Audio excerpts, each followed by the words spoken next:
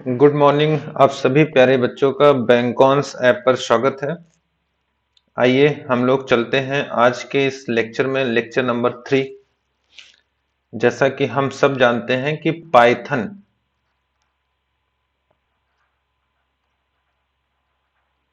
Python language की class हम लोग कंटिन्यू करने जा रहे हैं और ये आपका M3R5 मॉड्यूल्स है। और इस मॉड्यूल्स में अभी तक हम लोग चैप्टर फर्स्ट पढ़ रहे हैं और इस चैप्टर फर्स्ट में जो आपका चैप्टर है जिसे हम लोग कहते हैं इंट्रोडक्शन टू प्रोग्रामिंग, हम प्रोग्रामिंग की जानकारी देख रहे हैं। इंट्रोडक्शन टू प्रोग्रामिंग, और इस इंट्रोडक्शन टू प्रोग्रामिंग में हम 2 लेक्चर पढ़ चुके हैं, तो आप सभी को वहां कोई डाउट नहीं होगा। तो आज का जो लेक्चर होने वाला है वो लेक्चर 3 होगा। तो आज का लेक्चर 3 होगा। लास्ट लेक्चर में हमने आपको बता दिया था कि आईडीएलई के बारे में। अगर हम बात करें क्लास लास्ट क्लास की अगर मैं बात करूं तो वहां पे हम लोगों ने क्या क्या पढ़ लिया था, मैं एक बार आपको रिमाइंड कर दूं। आपको मैंने आईडीएलई के बारे में बता दिया था। हमने आपको पाइथन इंस्टॉल करने के बारे में बता दिया। पाइथन इंस्टॉलेशन हमने बता दिया था। इसके बाद हमने वहां पे पाइथन के दोनों मोड पर आपको थोड़ी थोड़ी जानकारी दे दी थी कि वहां पे इंटरेक्टिव मोड क्या होता है, इंटरेक्टिव मोड क्या होता है, और साथ में स्क्रिप्ट मोड क्या होता है, ये मैंने आपको बता दिया है। स्क्रिप्ट मोड क्या होता है ये मैंने आपको बता दिया है। तो आई होप ये सारे पॉइंट्स आपके क्लियर्स होंगे। यहाँ कोई डाउट अगर है तो आप कमेंट करके मुझसे पूछ सकते हैं। WhatsApp number 7705077167। आप इस पे किसी भी प्रॉब्लम को लेके मैसेज कर सकते हैं। और ये आपका बैच एप्लीकेशंस पे लग गया है और इस बैच को अगर आपको बाई करना है तो बैच नंबर 13 है, जिसमें आपका M1, M2, M3 और M4 सभी क्लास आपको दिए जाएंगे। और ये सारे सब्जेक्ट आपके ओ लेवल को ध्यान में रखते हुए आपको बताया जा रहा है। तो मैं चाहूंगा कि आप सभी लोग, है ना, अगर कहीं कोई डाउट होता है तो आप मुझसे पूछेंगे। चलिए, तो आज की क्लास में हम आईडीएलई का फुल फॉर्म पूछ लेते हैं। अभी लास्ट टाइम हमने बताया था इसका फुल फॉर्म होता है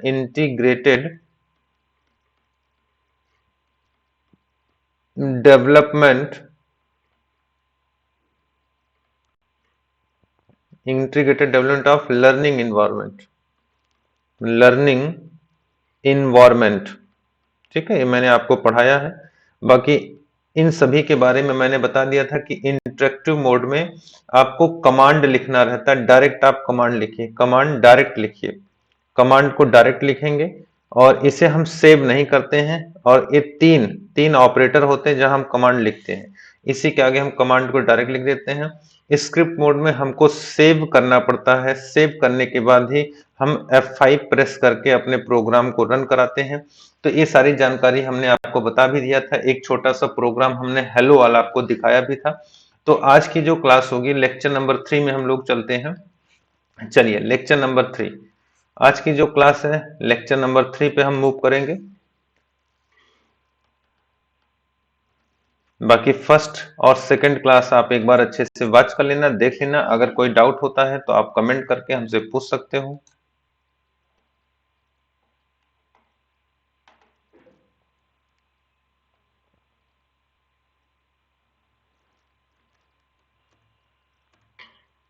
चलिए, आज की क्लास हम लोग स्टार्ट करेंगे लेक्चर नंबर 3। देखो, हम लोग डिस्कस करेंगे आज की जो क्लास होगी। हम आपसे जो हमारा आइडियली कंसोल है हम यहां लिखेंगे। एक हेडिंग लिखिएगा आइडियली। आइडियली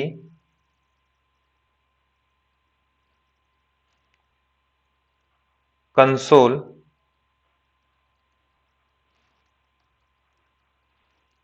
पर प्रिंट फंक्शन को अप्लाई करना। चलो ये प्रोग्राम हम देख रहे हैं अप्लाई करना, ये हेडिंग आपका आइडियली कंसोल पर प्रिंट फंक्शन को अप्लाई करना। देखो ये प्रिंट फंक्शन है, इसे हम प्रिंट फंक्शन बोलते हैं। क्या बोलते हैं? Print function. तो हम प्रिंट फंक्शन को क्या करने जा रहे हैं? अप्लाई। कंसोल, कंसोल का मतलब हो गया, हम प्रॉम्प्ट बोल सकते हैं। प्रॉम्प्ट, प्रॉम्प्ट का मतलब जहां हम कमांड लिखते हैं, कमांड लिखने का स्थान, इसे हम बोल सकते हैं प्रॉम्प्ट का मतलब कमांड लिखने का स्थान। कमांड लिखने का जो स्थान है, जो प्लेस है, उसे हम कंसोल बोलते हैं। वह प्लेस कौन सा है? तो आइडियली का प्लेस है ना। अब आइडियली पे देखो हम कैसे कमांड लिखते हैं, दो तरीके से लिख सकते हैं, या तो इंटरेक्टिव होगा या तो स्क्रिप्ट मोड होगा। तो हमें पता है कि जब भी हम पाइथन ओपन करते हैं, how to open Python your computer, आपसे पूछा गया आप पाइथन को अपने कंप्यूटर में कैसे ओपन करते हो, तो हम बताते हैं सर हम सर्च बॉक्स में, आपका जो सर्च बॉक्स होता है उसमें जाके हम आइडियली लिख देते हैं तो हमारा ओपन हो जाता है, या हम यहाँ पे पाइथन लिख देंगे तो भी ओपन हो जाएगा। पाइथन लिख देंगे। अब आप देखिए ये सर्च बॉक्स है और मैं सर्च बॉक्स पे यहाँ पे, ठीक है, देखिए मैं यहाँ पे सर्च बॉक्स पे आई, सर्च बॉक्स ओपन हो गया, टास्क बार में होता है, मैं आइडियली लिख दूंगा तो आपको देखिए यहाँ से पाइथन मिल जाएगा और हमने इसे ओपन कर लिया। अब इसमें प्रिंट वाले को हम थोड़ा देखेंगे, फिर उस पर हम है ना मेंशन करा देंगे, लिखवा देंगे। अब ध्यान रखना, इसमें जो फोकस करना है, हमें क्या फोकस करना है? देखिए ये कौन सा आपके स्क्रीन पर जो देख रहे हैं, ये इंटरेक्टिव मोड है। इंटरेक्टिव मोड का मतलब हम डायरेक्ट कमांड लिखेंगे और डायरेक्ट आउटपुट गेन कर लेंगे ना। अब ध्यान देना, जैसे मैंने आपसे कहा, सबसे इंपॉर्टेंट चीज देखो क्या है। जैसे मैं यहां लिखता हूं 5, 5 के बाद +3, देखिए 5 + 3 कितना आ गया? 8।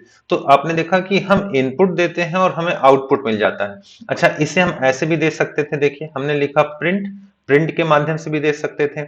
यहाँ पे हमने लगा दिया डबल कोट्स, देखिए डबल कोट्स, और अब हम इसमें लिख सकते थे 5, 5 के बाद हमने लिख दिया है +3। अब बताइए क्या होगा? अब आप देख रहे होंगे कि इसमें कुछ हमें है ना प्रॉब्लम मिलेगी। देखिए प्रॉब्लम क्या मिला कि हमें 8 नहीं मिला। ध्यान रखना, हमें यहाँ 8 नहीं मिला, वो प्रिंट फंक्शन को हम समझ रहे हैं। फिर देखो हमने यही लिखा प्रिंट, फिर हमने लिखा प्रिंट और हमने लगाया ब्रैकेट, और इसमें हमने लिख दिया 5 + 3, सॉरी 5 + 3। आप ध्यान से देखते चलना। अब देखो यहाँ पे हमें 8 मिल गया। अच्छा, यहाँ पे फिर देखो हमने लिखा है प्रिंट, ध्यान रखना प्रिंट, और यहाँ पे हमने ब्रैकेट लगाया, और यहाँ पे हमने ब्रैकेट लगाया और प्रिंट को हमने कैपिटल में लिख दिया, प्रिंट, ठीक है, PRINT, प्रिंट को कैपिटल में लिख दिया, और यहाँ हमने लगा दिया छोटा ब्रैकेट जिसे हम बोलते हैं स्मॉल पेरेंथेसिस, और यहाँ हमने लिखा 5 + 3। तो देखो अब इसका आउटपुट क्या आएगा? एरर। तो हमने आपको 4 मेथड यहाँ दिखाए हैं। देखिए ये प्रिंट फंक्शन का चार चार रूल है जो पेपर हमसे पूछता है। आइए इन चारों रूल को हम समझते हैं। तो इसी चारों रूल को मैं समझाने के लिए यहाँ पे आपको इस कंसोल पे ले जाते हैं। तो आपने कहा सर सर्च बॉक्स में आइडियली ऑब्लिक पाइथन लिखकर कंप्यूटर में कंप्यूटर में ओपन करते हैं, ओपन करते हैं ना, लिखकर कंप्यूटर ओपन करते हैं। अब ध्यान रखना, यहाँ पे देखो, यहाँ पे एक छोटा सा नोट लिख लेना, ऐसे नोट। नोट में देखो हम क्या लिखने वाले हैं, हम लिखेंगे प्रिंट फंक्शन। जब भी प्रिंट फंक्शन तो ऐसे लगा दोगे, फंक्शन बोला जाता है, इसे हम कहते हैं प्रिंट फंक्शन। इसका नाम है प्रिंट फंक्शन, इसी को फंक्शन कहते हैं, प्रिंट फंक्शन। प्रिंट फंक्शन में प्रमुख प्रमुख रूल, जो हमारा प्रिंट फंक्शन, उसके प्रमुख रूल क्या है? देखो नंबर वन रूल क्या था? आपने लिखा कि इंटरेक्टिव, ध्यान रखना, interactive interactive mode interactive mode में डायरेक्ट 5 + 3, हम डायरेक्ट 5 + 3 लिखते हैं लिखते हैं तो आउटपुट आपको क्या मिला? तो आपने देखा तो आउटपुट हमें 8 मिल जाता है, पहला। दूसरा देखो, इंटरेक्टिव मोड में, इंटरेक्टिव का मतलब जिसमें हमें फाइल को सेव ना करना पड़े। इंटरेक्टिव मोड में आपने पीछे पढ़ा था, फाइल को सेव किए बिना आउटपुट मिलता है। ठीक है, आउटपुट मिलता है। ये थोड़ा सा नॉलेज हो गया हमें कि यहां हमें आउटपुट सेव, फाइल को सेव नहीं करना है। तीसरा पॉइंट देखो, इंटरेक्टिव मोड में, ये सब आपके एग्जाम में पूछा जाता है। इंटरेक्टिव मोड में प्रिंट फंक्शन, प्रिंट फंक्शन को बिना लिखे, को बिना लिखे आउटपुट ले सकते हैं। बिना लिखे आउटपुट मिलता है। इसका मतलब आप चाहो तो बिना प्रिंट फंक्शन को लिखे आप आउटपुट ले सकते हो। यह कंपलसरी नहीं है, यह कंपलसरी, यह कंपलसरी नहीं है। ठीक है, ये कंपलसरी नहीं, आप चाहे लिखो चाहे ना लिखो। चौथा नंबर देखो, ध्यान देना, प्रिंट फंक्शन में डबल कोट्स, देखो ये डबल कोट्स, डबल कोट्स में, डबल कोट्स में लिखा गया टेक्स्ट, लिखा गया टेक्स्ट डायरेक्ट आउटपुट में उतर जाता है। उतर जाता मतलब उस पर ऑपरेशन नहीं होता, वही मिल जाता है। और पांचवा फंक्शन देखो हमने क्या लिखा है, प्रिंट फंक्शन स्मॉल लेटर में होना चाहिए। प्रिंट फंक्शन स्मॉल लेटर में, स्मॉल लेटर में होना चाहिए। तो जितनी बातें हमने यहां आपको दिखाया है वो सारी बातें देखो हमने स्क्रीन पर कर दिया है।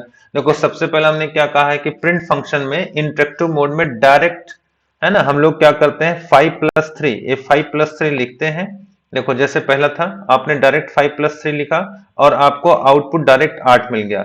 ठीक है, इसका मतलब इंटरेक्टिव मोड में हम प्रिंट को लिखे बिना ही आउटपुट ले सकते हैं, पहला हो गया। अच्छा, दूसरा, इंटरेक्टिव मोड में फाइल को हम सेव किए बिना ही आउटपुट ले सकते हैं। प्रिंट फंक्शन में डबल कोट्स के अंदर अगर आप कुछ लिख दोगे तो डायरेक्ट आपका वैसे ही उतर जाएगा। और प्रिंट फंक्शन हमेशा स्मॉल लेटर में लिखना चाहिए। तो आप देखो यहां देख पा रहे होगे, अगर मैं बताऊं तो ये सारी चीजें आपकी स्क्रीन पर दिख रही होंगी। देखो ये मैंने यहां दिखा भी दिया आपको, देखिए बोर्ड पर। आपने कहा 5+3, आप इसमें क्या करते हो, विथआउट प्रिंट।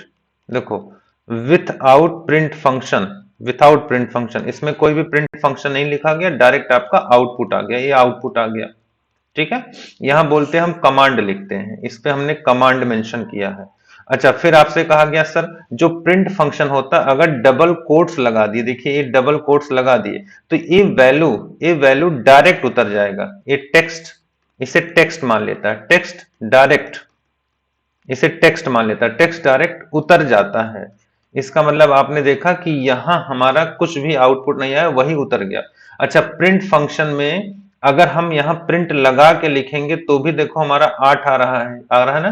और यहां देखो डायरेक्ट लिखने पे भी 8 आ रहा था। और प्रिंट को कभी भी कैपिटल में मत लिखना, अगर कैपिटल में लिखेंगे तो देखो यहाँ पे एरर दे रहा है। देखो यहाँ पे एक एरर दे रहा है, मैं दिखा दूं, ये लास्ट में थोड़ा सा इसको हटा देता हूं। देखिए रहा प्रिंट, है ना, ए प्रिंट इज नॉट डिफाइंड, एक कैपिटल को समझ नहीं पा रहा। इसका जो डायरेक्टरी है, इसका जो प्री प्रोसेसर है, प्री प्रोसेसर जो कीवर्ड को, है ना, जो कीवर्ड को समझता, अभी आगे हम लोग चर्चा करेंगे, इसमें आपके कीवर्ड होते हैं, कीवर्ड। तो एक कीवर्ड को समझ नहीं पा रहा, वो पाइथन समझ नहीं पा रहा कि प्रिंट कैपिटल में क्या है, उसके अंदर प्रोग्राम प्रिंट नाम का कैपिटल में कुछ नहीं है। तो ये 4 नियम आपको नॉलेज में हो गया होगा। आगे बढ़े, चलिए इसमें ज्यादा समय नहीं देंगे, आगे बढ़ते हैं। नेक्स्ट, ध्यान रखना, एक स्टार बना के हम हेडिंग लिखेंगे, हम हेडिंग लिखेंगे प्रिंट फंक्शन का फॉर्मेट, फॉर्मेट, है ना, प्रिंट फंक्शन का फॉर्मेट, ध्यान रखना। इसमें हम लोग एक स्टार बना के लिखेंगे, लिखिएगा प्रिंट फंक्शन के अंदर, के अंदर, अंदर लिखा गया वैल्यू को 3 तरह से लिख सकते हैं, लिख सकते हैं। तीन तरह से लिख सकते हैं। देखो कैसे लिख सकते हैं। पहला, प्रिंट फंक्शन के अंदर, प्रिंट फंक्शन के अंदर सिंगल कोट से, देखिए सिंगल कोट से, पहला। दूसरा, प्रिंट फंक्शन के अंदर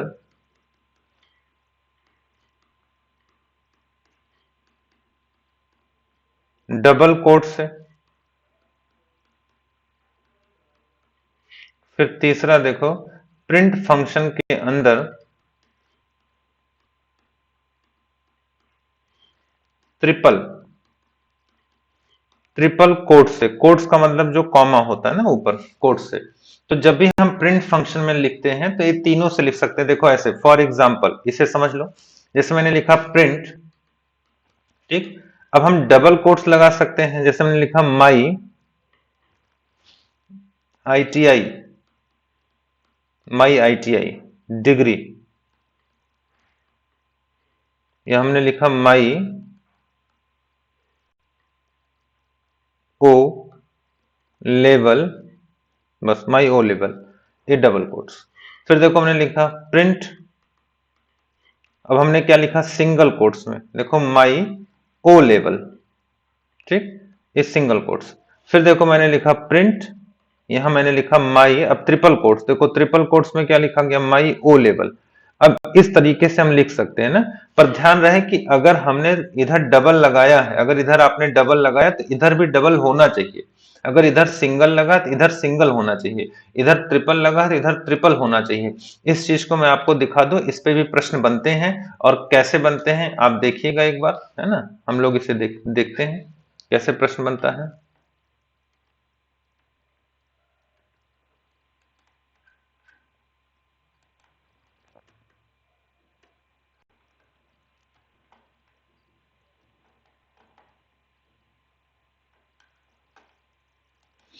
चलिए यहां देखो मैं दिखा रहा हूं, हमने लिखा प्रिंट, नया खोलते हैं,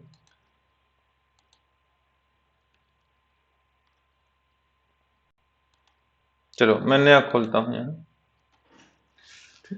देखो यार। अब हमने यहाँ तीनों लिख दिया, देखो प्रिंट, ध्यान देना। अब प्रिंट पहले स्मॉल कर लो, है ना। प्रिंट क्या करोगे पहले, स्मॉल। देखो हमने लिखा प्रिंट, अब यहाँ पे एक स्मॉल पेरेंथेसिस लग जाएगा, और इस बार मैं लिखता हूं सिंगल कोट्स में। तो देखो सिंगल कोट्स आपका ये ऐसे रहेगा ना, मैंने लिखा माई ओ लेवल, माई ओ लेवल, ठीक। अब इसको देखो मैं क्या कर लेता हूं, इसको मैं यहां से उठा के कॉपी कर लेता हूं, ठीक। अभी आगे काम आएगा। अब देखो इस पे मैंने एंटर मार दिया, देखो माई ओ लेवल आ गया। फिर मैंने एक पेस्ट किया, अब यहाँ पे मैं डबल कोट्स कर देता हूं। चलो यहाँ पे देखो मैं डबल कोट्स कर देता हूं, आप देख रहे हैं डबल कोट्स हो गया। ये सब आपके एग्जाम के क्वेश्चंस होते हैं। अब मैं एंटर करूंगा तो देखो फिर आ गया माई ओ लेवल। अब मैंने यहाँ ट्रिपल कोट्स लगा दिया, देखो यहाँ एक एक लगा था, लो मैंने यहाँ पे एक एक और लगा दिया ट्रिपल कोट्स, और यहाँ देखो मैंने लगा दिया ट्रिपल कोट्स। तो आपने देखा यहाँ ट्रिपल कोट्स हो गया। अब हम एंटर प्रेस करते हैं तो देखो माई ओ लेवल। पर मान लो हम 4 बार लगा दें, जैसे मान लो हम यहाँ 4 बार लगा देते हैं, 4, ठीक। यहाँ मैं 4 बार लगा देता हूँ, तो देखते हैं फिर क्या होता है। तो देखिए एरर आ गया। इसका मतलब ये उसके दिमाग में जो अंदर का टेक्स्ट है उसे लिखने के सिर्फ 3 ही रूल हैं, है ना। तो पेपर ये पूछ सकता है आपसे।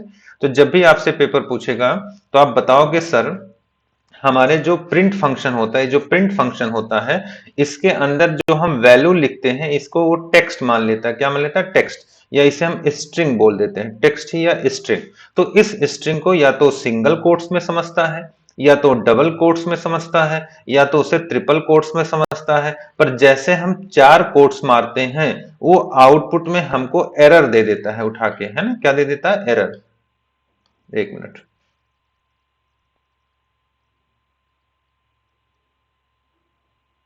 बोलिए समझ में आया ना। तो वो आउटपुट में देखो हमको एरर दे देता है, ठीक है। ये देखिए यहाँ एरर लिख के आ गया, ये यहाँ आके देखो एरर बता रहा है, ये एरर दे रहा है। तो ध्यान रखना।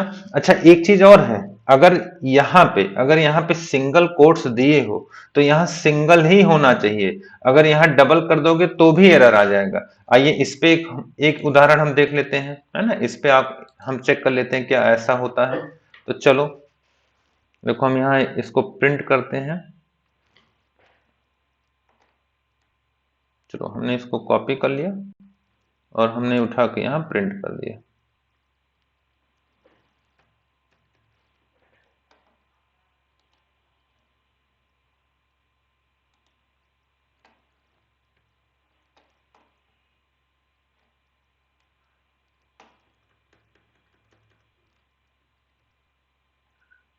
थोड़ा सा आपको दिख नहीं रहा हो, मैं ऊपर कर दे रहा हूँ, ठीक है।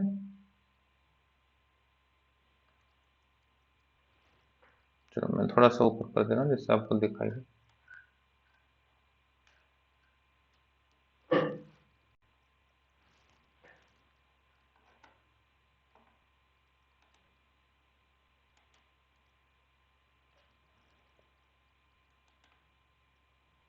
चलिए मैं दिखाता हूँ। जैसे मैंने लिखा यहाँ प्रिंट, ध्यान देना, यहाँ हमने ब्रैकेट लगाया स्मॉल पेरेंथेसिस और यहाँ देखो मैंने एक तरफ सिंगल लगाया और लिखा मैंने माई ओ लेवल, ठीक। और यहाँ देखो हमने लगा दिया डबल। अब देखते हैं एक तरफ सिंगल एक तरफ डबल, देखो एरर आ गया। तो इस तरह का भी क्वेश्चन हमसे पेपर पूछेगा तो हम कर सकते हैं। बोलो क्लियर है? अब मुझे नहीं लग रहा यहाँ कोई डाउट होगा, आगे बढ़ना चाहिए। चलिए अब नेक्स्ट हम लोग चलते हैं प्रिंट फंक्शन, थोड़ा सा हमने सीख लिया है। अब इसके बाद हम लोग उसके आगे बढ़ते हैं, ये सारे नियम आप लिख लीजिएगा। चलिए अब हम लोग यहाँ सीखते हैं। देखिए यहाँ पे हम लोग फिर सीखते हैं दो नंबर को हम कैसे ऐड करते हैं। ध्यान रखना, हम यहाँ दो नंबर को कैसे, एक क्वेश्चन लिखते हैं।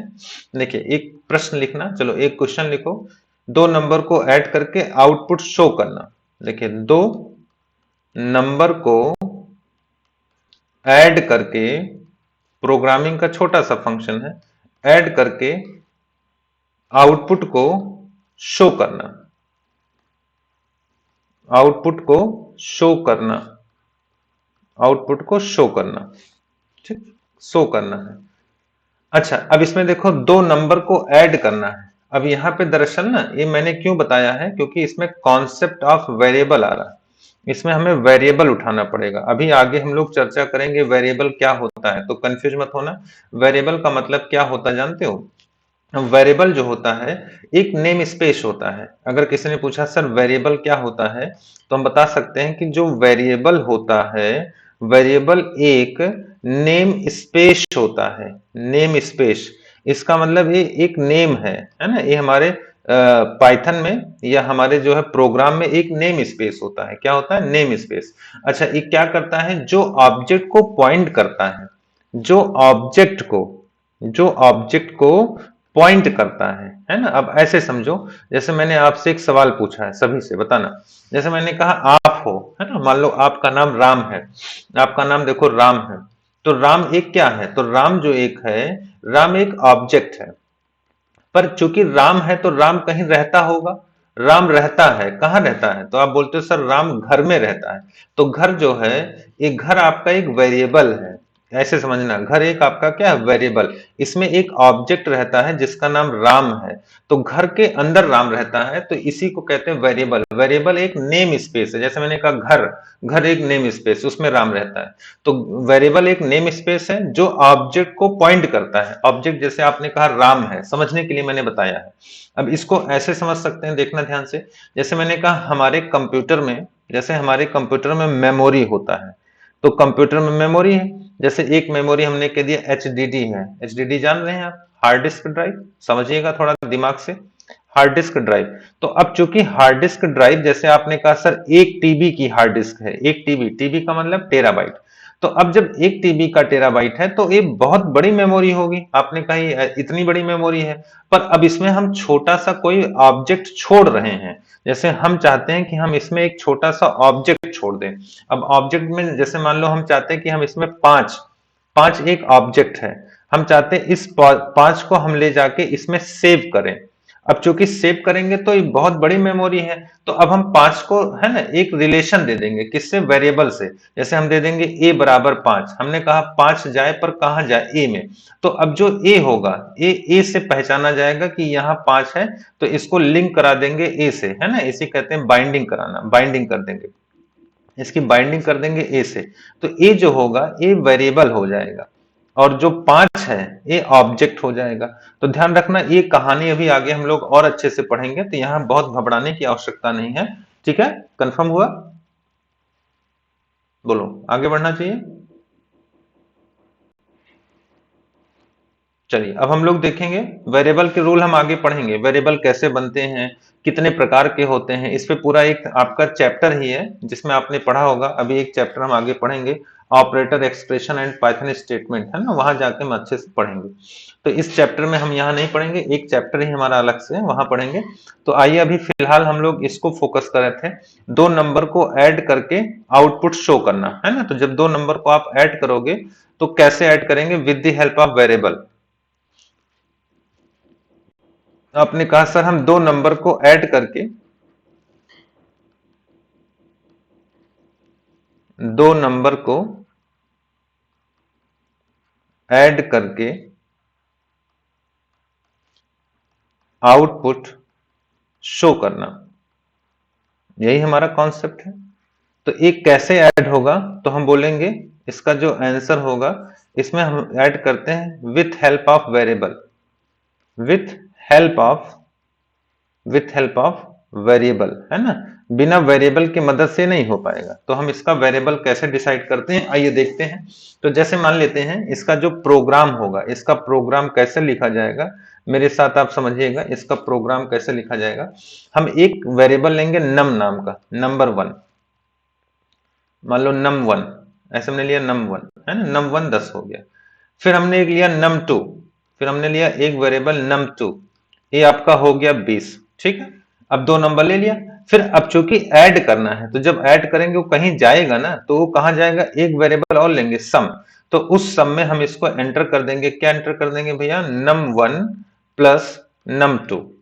देखिए समझिएगा, फिर हम क्या करेंगे, प्रिंट कर लेंगे, किसको प्रिंट करा लेंगे, सम को। तो हम लिखेंगे प्रिंट, आगे सब सिखाएंगे, अभी थोड़ा सा वक्त, थोड़ा सा हमें देखना है, ध्यान देना है। हम यहाँ प्रिंट कर सकते हैं, इसको ऐसे भी लिख सकते हैं, प्रिंट सम, बस डायरेक्ट आ गया आंसर। या इसको हम ऐसे भी लिख सकते हैं दूसरे तरीके से, कैसे लिख सकते थे, देखो ऐसे, प्रिंट, हम लिख सकते हैं प्रिंट रिजल्ट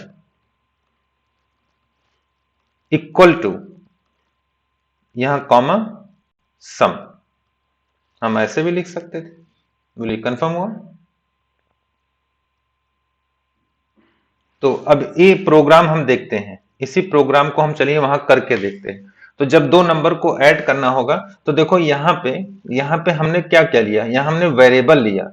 कितने वेरिएबल लिए हैं, तीन वेरिएबल लिए हैं। पहला वेरिएबल कौन सा है, नम वन, ये नम वन पहला वेरिएबल है। दूसरा कौन सा वेरिएबल है, तो नम टू। और तीसरा कौन सा वेरिएबल है, तो सम। ये आप अपने हिसाब से ले सकते हैं, वेरिएबल का नियम आगे हम लोग पढ़ेंगे। तो वेरिएबल के नियम हम आगे पढ़ेंगे। बहरहाल एक छोटा सा उदाहरण आपको दिखाने के लिए कि हम किस तरह से पाइथन में प्रोग्रामिंग करते हैं, क्योंकि चैप्टर का नाम है इंट्रोडक्शन टू प्रोग्रामिंग। तो इसे सीखने का एक तरीका है कि हम एक नंबर लेते हैं जिसमें 10 पुट कर लेते हैं, दूसरा नंबर नंबर टू है जिसमें 20 पुट कर लेते हैं, सम में नम वन नम को ऐड कर देते हैं, फिर प्रिंट सम हम करा लेते हैं इजिली, है ना। तो ध्यान रखना, चलो इसको आओ आइडियली प्रोग्राम पे हम चेक करते हैं कि क्या ये सही से काम करेगा या नहीं काम करेगा। तो आइए देखते हैं। आपने कहा सर दो वेरिएबल हम लेंगे, तो हमने एक वेरिएबल लिया नम, नम इक्वल टू वन, ठीक है। और इसको हमें ले चलना होगा कहां पर, है ना, इसको हमें ले चलना होगा वहां, दैट्स मीन ये इंटरेक्टिव मोड है, स्क्रिप्ट मोड पे ले चलना होगा। तो हम लिखेंगे यहाँ पे एक बार देख लेते हैं, नम इक्वल टू टू, फिर हम एक लेते हैं सम, हम लिखेंगे सम, सम इक्वल टू, बोलो क्या होगा, नम वन, यहाँ पे भी हो जाएगा वहां पे भी हो जाएगा, नम वन नम टू। देखिए हमने लिख दिया। अब हम अब हम देखो कुछ मिस्टेक यहां हो रहा है, इसे हम लेके चलेंगे कहां पे,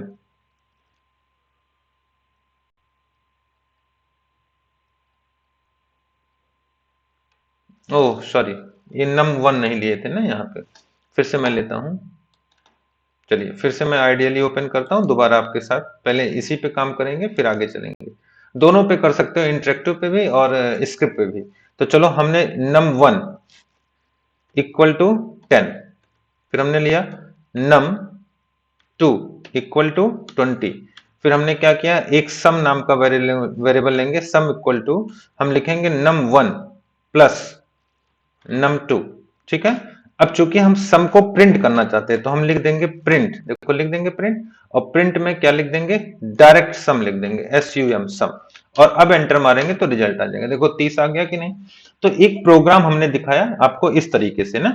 और यहां पे अगर हम ऐसे लिखते हैं प्रिंट, देखो प्रिंट, अगर हम यहाँ इसको और भी अच्छे से कई तरीके से, जो दूसरा तरीका हमने बताया कि हम इसको ऐसे भी लिख सकते थे, क्या लिख सकते थे, हम लिख सकते थे रिजल्ट, रिजल्ट, ठीक है, ये इन्वर्टेड कॉमा में लिखेंगे क्योंकि इसको हम स्ट्रिंग के तरीके से प्रिंट करा लेंगे, रिजल्ट, और यहां हम लिखेंगे इक्वल, और यहां पे चूंकि इतनी स्ट्रिंग हम उतारना चाहते हैं, अब कॉमा, अब यहां हम लिखेंगे सम। तो हम देखेंगे रिजल्ट आ गया, देखो ऐसे। तो अब आपने देखा कि हम दो तरीके से इसको प्रिंट में डाल सकते हैं, दोनों तरीका आपके स्क्रीन पर दिख रहा होगा। आइए मैं एक बार एक्सप्लेन कर दूं, यही सामने आपके एक्सप्लेन कर दे रहा हूं। आप जरा देखना, हमने यहाँ num1 नाम का वेरिएबल लिया, num2 नाम का वेरिएबल लिया और एक सम नाम का वेरिएबल लिया। तो ये तीनों के तीनों, आपके क्या हो गए, आप बोलोगे सर ये तीनों हमारे वेरिएबल हो गए। अब चूंकि हम चाहते हैं कि हम दोनों को जोड़ लें, आप कहते हो दो नंबर को ऐड करना, तो दो नंबर को ऐड करेंगे इसी सम वाले वेरिएबल में, हम प्रिंट करके सम को प्रिंट करा लेंगे, आंसर 30 आ गया। या हम चाहते हैं कि हम इस तरह से एक लंबी लाइन देखें जिसमें लिखा हो रिजल्ट इक्वल टू 30, तो जो चीज हम टेक्स्ट में उतारते हैं उसको डबल कोट्स में लिखते हैं। देखो यहां तक हम चाहते थे कि हमारा टेक्स्ट उतरे, तो ये जो टेक्स्ट हम उतारना चाहते थे इसको हमने डबल कोट्स में मेंशन कर दिया, और इस वैल्यू पे हमारा इस सम की वैल्यू निकल के आ गई, कौन, 30 आ गई। तो इस लाइन को ना भी लिखें तो हम डायरेक्ट इसको लिख सकते हैं, है ना। तो चाहे हम यहां तक प्रोग्राम लिखेंगे तो भी सही है, या इसको हटा के इसके प्लेस पर इसे लिख देंगे तो भी प्रोग्राम सही है, ठीक है ना। पर अगर यहां मिस्टेक एक प्लेस पे हो सकता था, अगर हम इसको मिस्टेक में देखना चाहें तो देखो भी मिस्टेक कैसे होगा, देखना ध्यान से। हमने लिखा प्रिंट, देखो प्रिंट, और अब ब्रैकेट में अगर हमने लिख दिया, अगर हम ब्रैकेट लगाएं और उसमें हमने सीधा लिख दिया सम, तो हम देखेंगे इसका आउटपुट नहीं आएगा। क्यों नहीं आएगा, क्योंकि वो सम दे देगा, उसी को फाइंड कर देगा। पर इसी में अगर सम हम अलग से लिख देते हैं, देखो ऐसे लिख देते हैं प्रिंट, ये नहीं दिख रहा होगा अब आपको, है ना।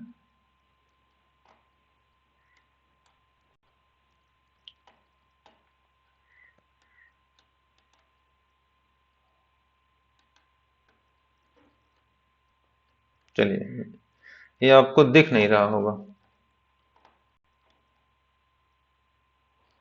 तो एक बार दोबारा मुझे खोलना पड़ेगा।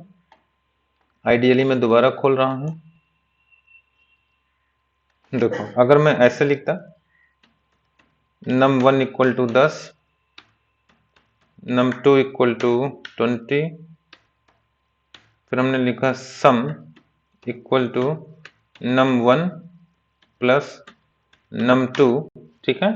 अब यहां मैं ऐसा लिखता, देखो अब रॉन्ग लिख रहा हूं मैं, प्रिंट, और प्रिंट के बाद अगर मैं यहां स्मॉल पेरेंथेसिस लगा के डबल कोट्स में अगर मैं लिख देता सम, तो देखो आंसर कुछ नहीं आता, वही सम उठा के दे देता, गलत हो गया। अगर मैं यहां ऐसे लिखता प्रिंट, ध्यान देना, और यहां मैं लगाता स्मॉल पेरेंथेसिस डबल कोट्स में लगाता, और यहां मैं लिखता ऐसे रिजल्ट इक्वल टू, ध्यान देना, इक्वल टू सम। अब देखो यहां तक भी मेरा क्या होता, यही उठा के दे देता। अब आप देख रहे हो, पर अगर मैं इसे ऐसे लिख देता, सम को बाहर कर देता यहां पर, तो आप देख रहे थे कि वो इस तरह से वैल्यू दे देता है। देखो अगर मैं लिखता प्रिंट, और प्रिंट में हमने स्मॉल पेरेंथेसिस लगाया, और यहां देखो डबल कोट्स लगाया, पर डबल कोट्स में हमने लिखा रिजल्ट इक्वल टू, अब इसके बाद कॉमा, चूंकि हम सम का आउटपुट चाहते हैं, तो इस सम का आउटपुट आ गया 30। तो अब आपके सामने देखो ये प्रोग्राम को हमने कई तरीके से समझाया है, और एग्जाम में इस तरीके से हमसे पूछता भी है, तो आई होप ये आप कर लोगे। अब मुझे नहीं लग रहा कि मुझे बताने की आवश्यकता है, क्योंकि आपने कई बार देखा। तो जब भी हम बात करते हैं तो ये num1 num2 इस तरह से हमने वैल्यू को सम में असाइन कर दिया। जब हम इसको इसमें लिखते हैं तो ये इसी को प्रिंट फंक्शन प्रिंट कर देता है, इसको ऐसा टेक्स्ट प्रिंट करता है। पर अगर हम इसमें है ना। अगर हम इसकी वैल्यू चाहते थे तो हमें सम को अलग करना पड़ेगा विथआउट कोट्स, बिना कोट्स के अगर हम अलग करेंगे तभी उसका रिजल्ट आएगा। आई होप ये पॉइंट आपके समझ में आ गया होगा। बोलो कंफर्म है।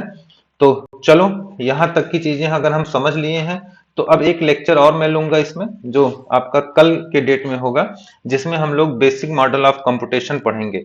तो कल जो लेक्चर हमारा होने वाला है, जिसमें हम लोग मेंशन करेंगे, एक हेडिंग लिखेंगे जिसका नाम होगा बेसिक मॉडल ऑफ कंप्यूटेशन।